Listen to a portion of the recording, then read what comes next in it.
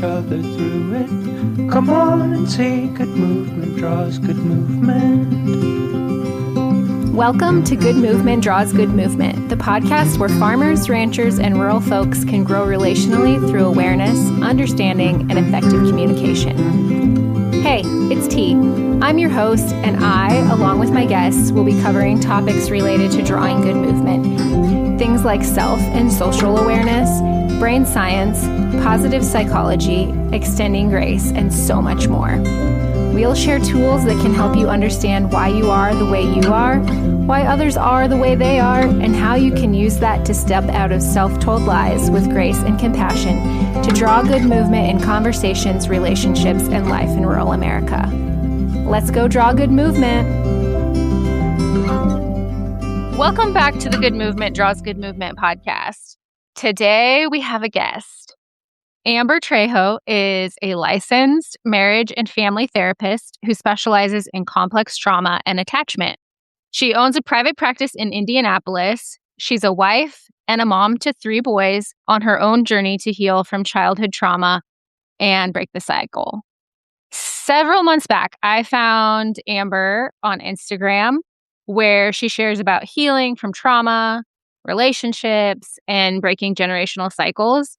And the longer I followed her, the more I wanted to have her as a guest on the podcast. So I slid into her DMs and here we are. And I'm really excited for our conversation.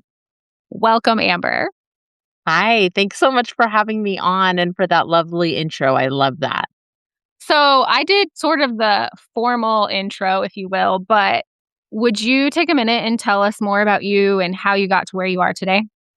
Absolutely. So I'm a licensed marriage and family therapist, as you said, and I specialize in complex trauma. And my journey has really been not traditional at all because I experienced so much of my own trauma. I was definitely a late bloomer. I went back to school when I was pregnant with my oldest son. He's 11 now. And ended up just falling in love with psychology, found that I was learning so much about my own stuff that I had grown up with that I couldn't name before. So I decided to continue on and become a therapist. And in the time that I was in school, I was also, being a stay-at-home mom and ended up having 2 more kids. So graduated in 2020 with my master's degree. And I had also just had my youngest, Judah, at that time. So it was kind of crazy, kind of chaotic, and ended up starting my own private practice and then went on to learn more specifically about C-PTSD and complex trauma because we don't really learn a ton about that in grad school. And it was one of those things, again, once I started learning about it, I was so captivated and intrigued because I felt like it gave me so many of my own answers. So now I do private practice, and then I also create content around complex trauma and my personal story and my personal struggles, as well as things that I work with clients on. So more people have access to the information that I've learned. So you yourself have experienced complex trauma. You talk about that on your Instagram, and now you specialize in that in your practice. But for those listening who aren't familiar, would you explain what complex trauma and C-PTSD are and how they differ from PTSD? Absolutely. So after I graduated from grad school and trauma started becoming more talked about, and the whole concept of everybody has trauma, right? Everybody has things that have deeply wounded them and impacted their nervous system and shifted the way that they show up. I started getting more interested because I knew in my own childhood, there had just been thing after thing after thing that felt like I was constantly living in an unsafe environment. And so I was trying to figure out, like, okay, well, if everybody has trauma, what was it that I experienced? What would you call that? And that's when I learned about complex trauma, which is basically when you grow up in an environment where your nervous system is always feeling unsafe. So your home is not what a lot of people think about when they think about home. And oftentimes with complex trauma, it's highly relational. It is our caregivers are the ones who end up traumatizing us. And so it's very hard for people who experience complex trauma to develop safe relationships later on down the road. So I would say that would be the main difference between somebody who develops C-PTSD and somebody who develops PTSD. And I talk about this a lot. So somebody who has PTSD, they often grow up in a situation where their baseline is safety, not 100% of the time, but they're able to recognize this thing happened and it forever shifted the way that I feel in my body. It forever shifted my ability to feel safe in the world. And now I have all of these symptoms that have arisen, but it basically stemmed, and I can pinpoint where it stemmed from. It stemmed from this major trauma that happened. That's where I got this PTSD. Whereas CPTSD is like, there was no baseline of safety and security. So it's not nothing, but it's very hard to pinpoint. This is the thing that happened to me because there were so many different things, and it really becomes threaded throughout who we are. So it's very hard to separate ourselves from the trauma that happened to us. We go on to develop a very negative sense of ourselves and struggle in relationships, experience emotional dysregulation because our baseline is just that unsafety. So I hear a lot from people, oh, I had a great childhood. And then they go on to say these other things.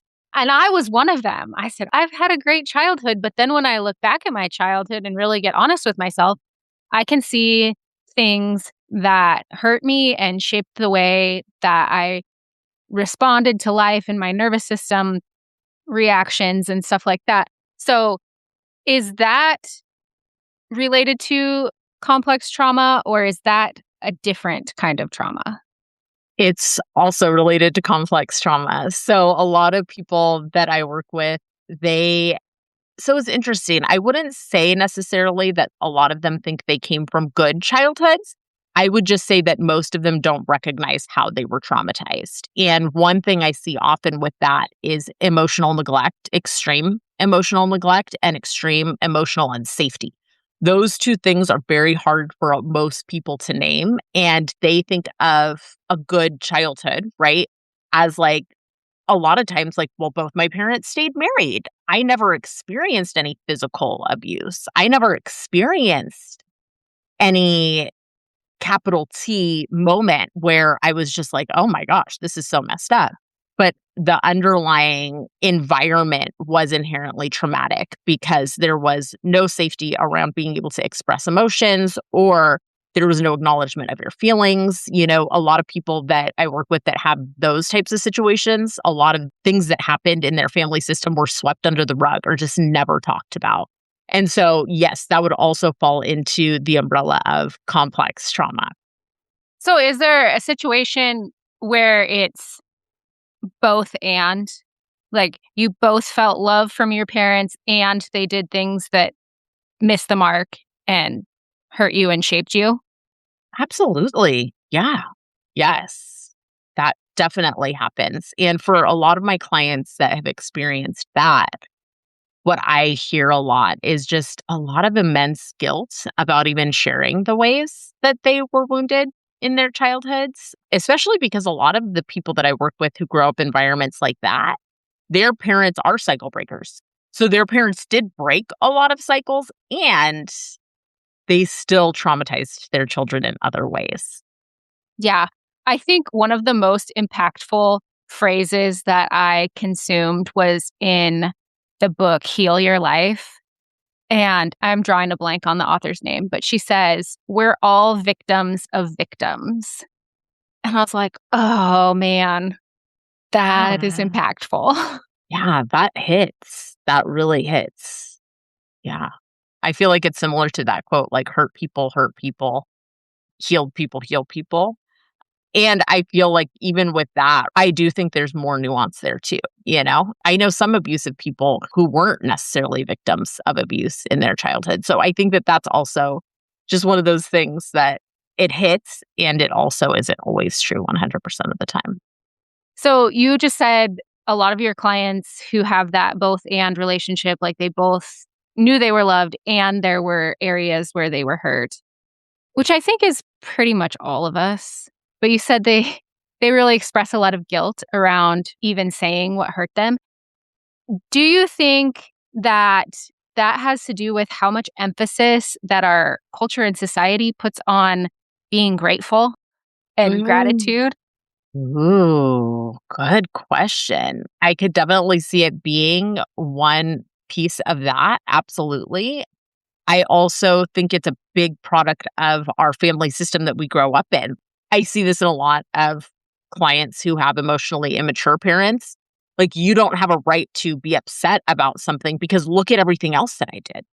When that's a really emotionally immature response to something, right? And our society says it as well. Like, you should be grateful. Like, look at all these kids out here that went through so many worse things. Why are you saying you had trauma? That's not okay. You grew up in this environment, you had a roof over your head.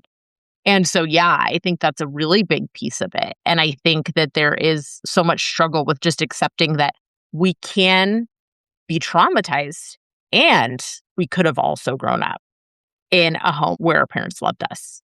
Our parents can love us and they can traumatize us. I mean, I see that in my own self as a cycle breaker.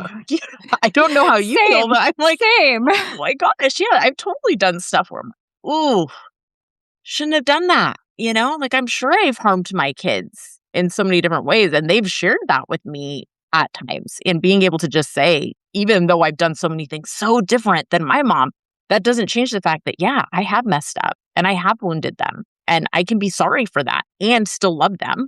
Or I could have done that and still love them a lot, immensely. And knowing that, I have hurt them and also I love them and I'm taking these steps to heal and all of that. And we're all humans and we all hurt people and we can all repair and all of that. It stings to know that I'm going to hurt my kids and have hurt my kids. And it makes me feel also good to know that I'm not alone, that we all do it, and that the hurt is not the final nail. It's how you repair, how you respond afterwards. So on one hand, I'm like, man, that really sucks. And also I'm like, but it's not the end of the story. Yes. Yes. That has put me so much at ease in my parenting just because I had so much fear and I had so much stress around, oh my gosh, I am going to screw my kids up, and just being able to recognize, like, I am going to mess up. That's inevitable. But being able to go in and take full responsibility is also immeasurable, right? Like, having someone who loves you and you get to see that person mess up and do something they regret out of anger or out of an overwhelming emotion or whatever. And then you get to experience them come back and be like, man, I am so sorry. I should have never done that. And I'm so sorry I hurt you. Tell me how you feel about that. That's priceless. I think so many people want to just get it right all the time. But I'm like, no, in the scheme of attachment, disconnection and reconnection and rupture and repair is so much better for secure attachment in the long haul. Yeah. And while you were talking there, I was thinking about how infrequently, just in general in society, we see people admit mistake. And I think that maybe, this is my theory, I would love your input, that maybe it's because we're so afraid of making the mistake because the repair has been rare in our lives or whatever, that we don't see that. We don't see making a mistake, admitting it, apologizing, having that be accepted. Yeah. Oh, I think you're absolutely right. Because so many times we didn't see healthy conflict growing up. We didn't get the repair that we needed. And so when we do have a moment like that with our own children, we really can connect their suffering to our past suffering and internalize that as this is the same, which that's so much of the work that I do with clients too, is like, their situation is not the same as your situation. How different would your situation have been had your parent apologized? Had you reconnected after conflict? Mm-hmm. Totally different. So how do the effects of complex trauma manifest in everyday life? And how can we recognize those in ourselves, in those we love, that we're close to? even those we're not close to. I mean, we have to interact with people that we're not close to, depending on where you live and your job almost every day. So how can you recognize that in yourselves? How does that manifest, et cetera? So what I'll say often is like, your check engine light's on. This is something's going on and we need to figure out what. Because sometimes even complex trauma, C-PTSD, those words really scare people. It's like, oh my gosh, what if that's the case? And I think a good place to start is just recognizing where those symptoms show up. And I often see it in relationships. That would be the primary way that I would say people should look out for that. Like, what do your relationships look like?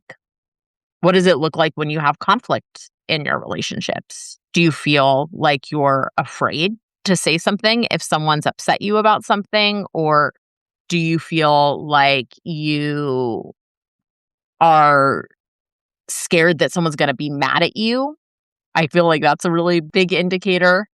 And so relationships in general, the relationship with our spouse or partner, the relationship with our children, the relationship even with our friends, how do those relationship dynamics look? And do you feel like you're seeing patterns of things that you're kind of like, I don't really like this about myself? Or not even I don't like this about myself, but this isn't the ideal situation that I want to be in. So I would say look for relationships and how you navigate conflict. And then also, I feel like most people with complex trauma, they don't understand their emotions at all. They suppress their emotions a lot. They'll power through things, or they won't acknowledge their feelings. They'll kind of dissociate, go somewhere else. So that's another one. And that can lead a lot to intense emotional dysregulation. And it doesn't have to be like anything crazy where you're like, putting holes in walls or anything like that. It could just be like, oh my gosh, like I could feel my nervous system getting so worked up. And then I just lost my shit. And now I have to go back in and figure out what went wrong. So it's things like that. I feel like the nervous system capacity for emotion is just like so much less than somebody who doesn't have complex trauma. And then the last thing that I would just say is the sense of self, right? Like shame is a really big piece of what comes up for a lot of my clients and a lot of people with complex trauma. And that doesn't always look like shame outright. Like shame often shows up as perfectionism. Like I feel like I have to be perfect. I feel like I have to achieve to be loved. How else might that shame show up other than perfectionism? Well, even thinking about like parents who can't repair, right? Like kind of boiling into shame if we do something wrong and not taking responsibility for it. That's one of the biggest indicators of shame for me. Like somebody who's really like stubborn and hard-headed and like, well, I didn't do anything wrong, right? That would be a really big indicator of shame. Self-hatred is another big one that comes up in complex trauma. And so that's kind of like we did something wrong. And instead of just going in and repairing and having compassion for ourselves and then reconnecting in the relationship is just like, we're just like, I can't do anything right. I'm horrible. I'm a terrible mother. I feel like that comes up a lot for the parents that I work with. I'm just such a bad mom. And I mean, we even hear that like an emotionally immature parent kind of like talk if somebody comes up to their parent and is like, hey, this hurt me. And then the mom just like, well, I'm just a terrible mom. That's shame. So going back a little bit when we were talking about ways that we miss the mark for our kids or have hurt them or whatever, I have recognized since I've done a lot of my own healing, how when my kids were really little, I did some things that if I knew then what I know now, would have not done. I would have done it so differently. And when I tell people that, they're like, you're not a bad mom. And I was like, I didn't say that I was a bad mom. I'm not a bad mom. I was doing the best I could with what I had in that situation. And if I was right back there with the same information, I would have done the same thing. What I'm saying is now that I know different and have different tools, if I could go back, I would do it differently. And even though it was the way it was, I know that I can repair. There's still opportunity for me to do things differently now. The main thing was sleep training. So, I mean, that's kind of past, but everything behind the sleep training is I can still do now that the kids are older. I was going to ask you about what it was that you regretted, but then I was like, well, maybe she won't want to share that because I feel like it can be a sensitive subject, Yeah, no, I've shared it here on the podcast before. Yeah, when I had our first kid, our son, I was working full time, a feedlot, and I had to be up really early to get to work, to take care of the cattle, all the things. And so, like, I needed him to sleep. So we did the cry it out method. And I mean, obviously it worked smashingly for me, but now I can see where maybe that wasn't the best thing for him. But in that moment, I was doing what I needed to do to take care of me. It's never just an either or situation, I don't think. And this is definitely like a both and deal. Mhm. Absolutely. Yes. Yeah. And even like the sleep stuff is one of those things where we really have to think about what is our capacity. Well, what you had mentioned, like I was working full time and I also needed sleep. And I go back and I regret that I did that. And I can say I did the wrong thing. And I can also say at that moment, that's what I needed. And I didn't know any better ways to get that. Right. So if somebody recognizes that they may have experienced complex trauma, like they see those things coming up, the shame, the behaviors, the perfectionism, if they recognize that in themselves, what are some first steps they can take toward healing? And if someone recognizes it in a loved one, how might they support that person in their healing? Ooh, okay. Two really good questions. I love the loved one thing because that's something I've thought about doing was like a course on someone I love has C-PTSD because I don't feel like there's any books out there about that. And I get questions about that a lot. So let's start with that. If you're noticing signs in your partner, I would encourage them to get outside support. That doesn't have to be therapy. I totally get that therapy is not always like a resource for people. Like, not everybody has accessibility to therapy. However, I would say if these symptoms are continuously coming up, it is okay to go to your partner or this person that you love, whoever it is. You didn't say specifically partner, but just say, like, I see some things coming up inside of you. And I'm just curious where that comes from, whatever it is, whatever the specific behavior is. That's something that I will say a lot, which is such a therapy thing to say too. So I don't know. Maybe I'm giving you guys like therapist language to go talk to your people about. Okay, so no, we talk a lot on this podcast about honest questions, and that's an honest question and validation, and how validation doesn't mean you agree, it means you see the person. So to me, that's validation plus honest question, not therapy speak. Okay, good. Because I feel like being curious is the best place to start because I think so oftentimes we rush to judgment on people and we do that as protective measure. However, it's not always helpful. So I think just being curious where this behavior comes from. And I'm going to give you a little example of like how I did this with one of my friends. I feel like she would be fine with me talking about this. We went out to lunch and she had been talking about how like she feels like people don't think she is a good therapist. Like she feels like people don't take her seriously and people don't think she's smart and she knows what she's doing.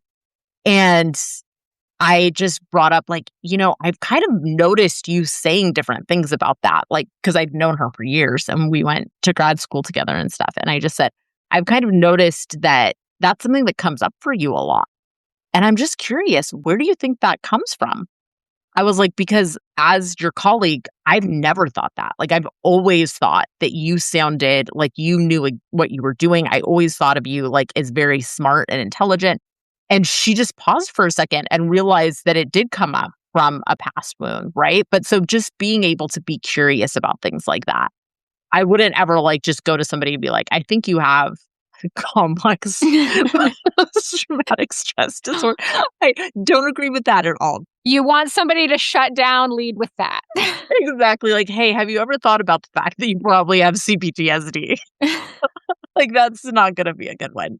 But yeah, so I think being curious and then for ourselves in healing, getting into therapy if we can, but then also just doing research about it. And that's what's cool about this day and age. Like, there is so much stuff on Instagram. I would just encourage people to look for somebody who has the education behind it and has the training behind whatever they're saying, because there's a lot of people out there that don't. And then I would just look into, what is complex trauma? What is C-PTSD? What are the symptoms? And then once you kind of get an understanding around how those symptoms show up, I feel like that's the first step, because it's like you're able to be like, okay, this makes sense. And this is why it's happening. And then moving forward, there's so many different directions you can go into. But I just feel like getting an understanding of it is just crucial. Mm-hmm. So I have really appreciated our conversation this morning, and we could go on, but I think we both have calls right after this, so we better wrap it up. But I do want you to let people know where they can find you if they want to work with you, if they want to follow along. So tell us all the things, and we'll link all the things in the show notes. Awesome. So you can find me on www.theintegrativetraumatherapist.com. That's my website. And you can join my wait list for psychotherapy.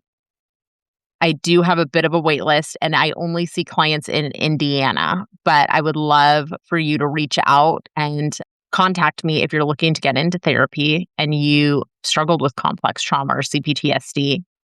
I also have a course on my website that is for parents who are experiencing symptoms of C-PTSD and who grew up with complex trauma and are wanting to break the cycle for their kids, which I'm really excited about because I feel like there's not many parenting courses out there like this. So you can purchase that, or you can just get some of my freebies. I have free resources on there for people who've gone through complex trauma. And you're the integrative therapist on Instagram. Yes, I'm integrative trauma therapist. So there's no V, it's just integrative trauma therapist on Instagram. We'll have it all linked in the show notes. And also, when you were talking about your course about parents breaking the cycle, like the podcast is Good Movement Draws Good Movement, and Good Movement starts with us. And then by default, it draws good movement. So it just fits so good. I love that. Yes, it's perfect. Yeah, it's mostly about starting with ourselves, like how we can heal our own wounds so that then we can parent the way that we want to parent. Because so much of that gets in the way of any kind of traditional parenting advice that we can get. Mm-hmm. Well, again, I have really enjoyed our conversation today. And I'm really glad that you said yes when I slid into your DMs. Yes. I had a blast being on here, and it's so good talking to you. And I love what you're doing too. I love your Instagram and I love this podcast. I think you're doing amazing work. So thank you. Thank you. And with that, until next time, draw good movement. Thanks so much for tuning in. I'm so grateful for you. If you found value in this episode, I'd love for you to share with others who might also benefit from tuning in. Share by word of mouth, send it in a text, take a screenshot and post it on social media, or share however you prefer. And if you haven't already, hit the follow or subscribe button so you never miss an episode. Until next time, draw good movement.